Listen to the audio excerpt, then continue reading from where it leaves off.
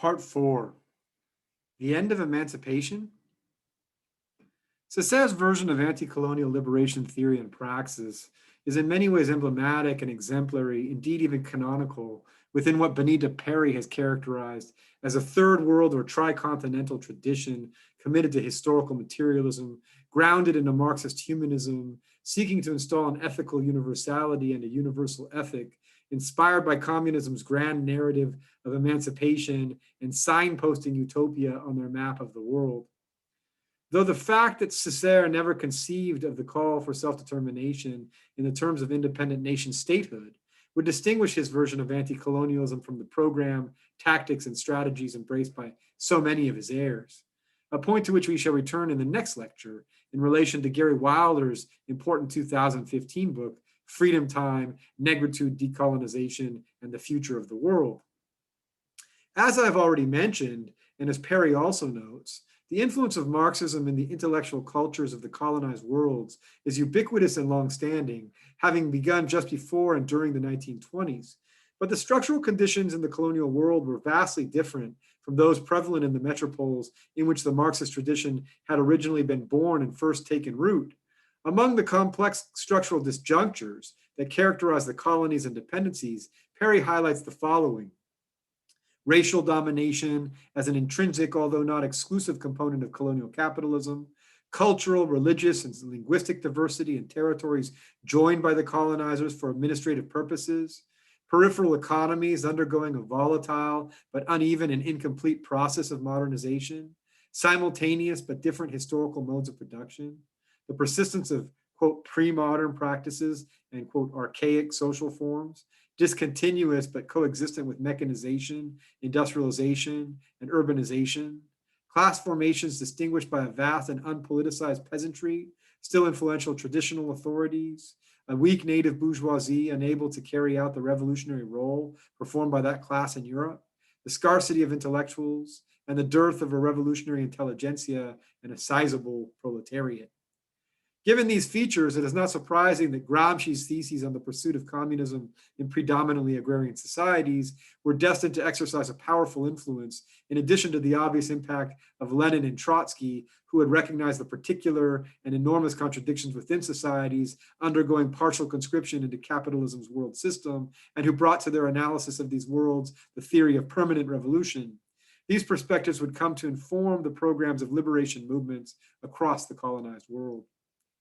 Indeed, the Leninist and Trotskyite notion of the necessity of permanent revolution would be a theme taken up by many of the liberationist leaders, among them Kwame Nkrumah, the first president of Ghana, not to mention Thomas Sankara of Burkina Faso. After being deposed via coup in 1966, Perry tells us, Nkrumah would pen a case study of the dire consequences of the arrest of permanent revolution. Nkrumah's study would feature prominently a form of materialist class analysis.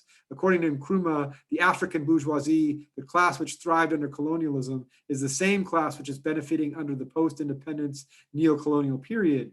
Its basic interest lies in preserving capitalist social and economic structures. It is only peasantry and proletariat working together who are able to subscribe to policies of all-out socialism. It is the task of the African urban proletariat to win the peasantry to revolution by taking the revolution to the countryside. If recognition of the need for permanent revolution would be one important feature of anti-colonial liberation theory and praxis, belief in the necessity of vanguard parties for the purpose of pursuing revolutionary goals would be another core characteristic inherited from Lenin. In this vein, Perry informs us Mozambique's first president, Samora Machel, would urge to establish the hegemony of a new class distinct from the broad spectrum of nationalists, due to an alleged impossibility of reconciling our interests with those of the enemy through any purported autonomy or independence safeguarding the colonial capitalist state, and a recognition that the conflict between us and the enemy is so antagonistic that only war can resolve it. The shift from anti-colonial liberation theory to the post-colonial perspective has entailed a progressive disenchantment with this vanguardist model, a model which, it must be noted, arguably traceable back to Marx, is much more clearly and directly a legacy of Lenin and the Bolshevik Revolution.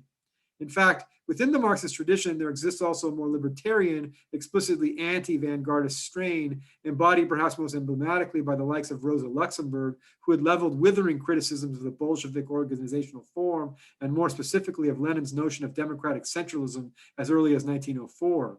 But be that as it may, as Perry notes, for liberation theorists, the perception of the necessity of vanguardism was dictated by the strength of the colonial apparatus and the unpropitious distribution of indigenous class forces.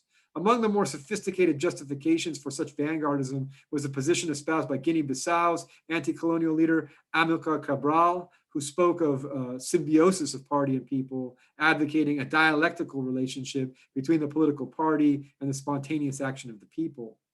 It is, however, worth noting that Fanon himself had registered a note of significant skepticism about the efficacy of so-called democratic centralism in his chapter on the pitfalls of national consciousness in The Wretched of the Earth.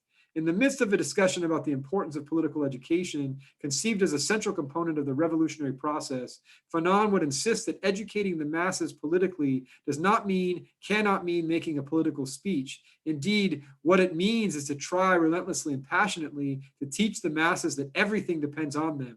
In sum, that in order to really incarnate the people, there must be decentralization in the extreme. Unfortunately, perhaps, Fanon's prophetic warning would not be heeded in this regard. Having thus sketched some of the main features of anti-colonial liberation theory and praxis, Perry goes on to pose the crucial question: how can we account for the devastating retreats from the revolutions inaugurated by liberation struggles? She suggests, all too summarily, that among the more persuasive, if still insufficient, explanations for the reversals are the impossibility of building socialism in one country, and she also points out, even more enigmatically, to what she considers a basic contradiction between an economic strategy of modernization and industrialization and a political strategy of popular mobilization and democracy. She appears, therefore, to suggest that there was too much democracy in the liberationist model, though it would seem much more probable to insist to the contrary, that there was not enough, perhaps especially given the argument so cogently made by Fanon in favor of decentralization. Then at last, Perry comes to blame the legacy of the colonial state, in the process citing Neil Lazarus, who has emphasized, quote, what the newly independent nation states inherited from the colonial powers were states of a particular kind, scored and configured both internally and externally by their specific history as colonial dependencies in the capitalist world system, occupying dependent and cruelly circumscribed positions as peripheral formations in the global economy. So we come to the demise of the anti-colonial liberationist tradition, and in its wake, the rise of the post-colonial perspective. How should we understand the relationship between these two traditions? As Lazarus and Rashmi Varma have argued, the rise of post-colonial studies in the 1980s and 1990s was at least in part a function of its articulation of a complex intellectual response to the decisive defeat of liberationist and left movements. On the one hand, they point out, as an initiative in tune with the spirit of the age, post-colonial studies breathed the air of the general anti-liberationism then rising to hegemony in the wider society. Indeed, they insist, it has also always characteristically offered in the scholarship that it has fostered and produced something approximating a pragmatic adjustment to, if by no means uncomplicatedly a celebration of, the downturn in the fortunes and influence of insurgent national liberation movements and anti-capitalist ideologies since the early 1970s. On the other hand, they also stress, as a self-consciously progressive or radical initiative, post-colonial studies was and has remained opposed to the dominant forms assumed by anti-liberationist policy and discourse. The intersections of post-colonial studies and multicultural politics, they conclude, provided a domain in which radicalism could be espoused within the constraints of a seemingly undefeatable global order. Even so, by all means, as Subir Sinha and Rashmi Varma contend, both Marxism and post-colonial theory have a greater degree of heterogeneity of subjects of analysis than is revealed in the most polemical attacks of one position against the other. For indeed, as they eloquently put the point, inevitably Marxists make choices of the theme, period, theory, and area focus of some selection of that oeuvre when they position themselves as Marxists, and this has consequences for their stand on post-colonial theory. Likewise, post-colonial theorists face and consequently make similar choices between different methods and indeed even ideological positions.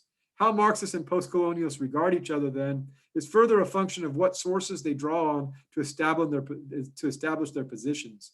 Does one go with the early or late Marx? the mechanistic or the romantic Marx, or indeed the canonical or the other Marx? Is one more partial to world systemic derivations from Marx or to political Marxism? Does one conversely follow the post-colonial theory that is inextricable from postmodern and post-structuralist formulations, or one that hitches itself to revolutionary anti-colonial thought? Does one concede that modernity arose in Europe or the West, thereby underscoring the stability of these terms? Or does one see modernity emerging as a single but uneven system? Do we take Quijano's route that pairs modernity with coloniality, or explore further the co-production of modernity in the colonial encounter as Dussel suggests? Does one take the normal understanding of capitalism as something that arrives as a result exclusively of the internal history of Europe? Or does it arise in the earlier moment of colonization? In the heat of the polemics, these differences within Marxism and post-colonial theory, which exist prior to the differences between them, are dissolved. And so in sum, I would suggest, in substantive agreement with Sina and Varma, that perhaps the most prudent course of action when it comes to navigating the contemporary debates about the relationship between Marxism and post-colonialism is to seek what Raoul Rao has referred to as the reparative possibilities immanent within the theoretical formations being criticized. Conclusion. Let us therefore conclude. In this lecture, we set out to recover the willfully effaced history and tradition of anti-colonial liberation theory and praxis. We depicted this tradition as constituting a reformulation, a translation, and a transformation of Marxism, though one that lamentably has all too often been ignored by Marxists themselves in Europe and North America. This line of inquiry in turn led us to address the merits and demerits of the accusation that Marxism as a tradition is guilty of Eurocentric bias. We then proceeded to center and examine the main arguments advanced by one of the key thinkers in canonical texts in the anti-colonial liberation tradition, namely Aimé Césaire and his discourse on colonialism. After having done so, we ended by considering contemporary controversies about the relationship between Marxism and post-colonialism in the light of their joint relation to the anti-colonial liberation tradition and its limits. In next week's lecture, we'll turn to take up the related topic of the prospects and challenges faced by struggles for self-determination in the 21st century. Thank you.